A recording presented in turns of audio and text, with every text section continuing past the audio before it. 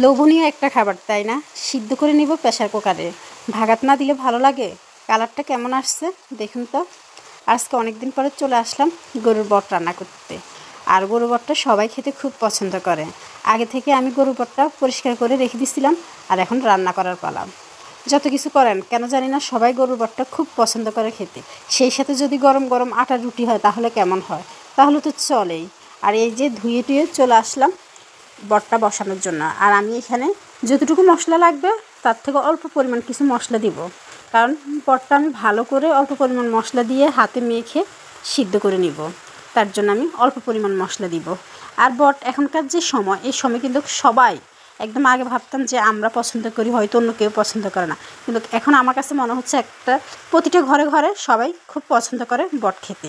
আর এই যে আমরা লার্কির চুলে রান্না করব, অনেক সময় লাগবে, বসে থাকতে হবে, তার জন্য প্রেসার কুকার নিয়ে নিলাম। আর প্রেসার কুকারে এটা ভালো করে সিদ্ধ করে নিব অল্প সময়ে। তার জন্য বসিয়ে দিলাম প্রেসার কুকারে। যত কিছু করেন প্রপারভাবে যদি বটটা ভালোভাবে সিদ্ধ না হয় তাহলে কিন্তু খেতে ভালো লাগবে না। আর এই যে আমার বটটা সিদ্ধ হয়ে গেছে, এখন আমি ভাগাতের পালা।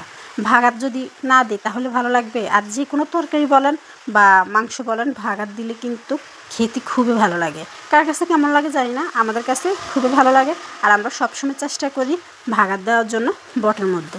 এই যে ভাগাতের মশলাটা কষিয়ে নিব, কারণ আমি বটের মধ্যে অল্প পরিমাণ কিছু মশলা দিয়ে বটটা সিদ্ধ করে নিলাম। আর যা যা মশলা দেওয়া, বাকি মশলাগুলো ভাগাতে দিয়ে দিব। ভাগাতে যদি মশলা না দেয় তাহলে কি টেস্ট লাগবে? আর এত কষ্ট করে বট রান্না করব, যদি খেতে ভালো না লাগে তাহলে তো সব পুরো কষ্টটাই বৃথা যাবে। এই যে দেখুন আমি বট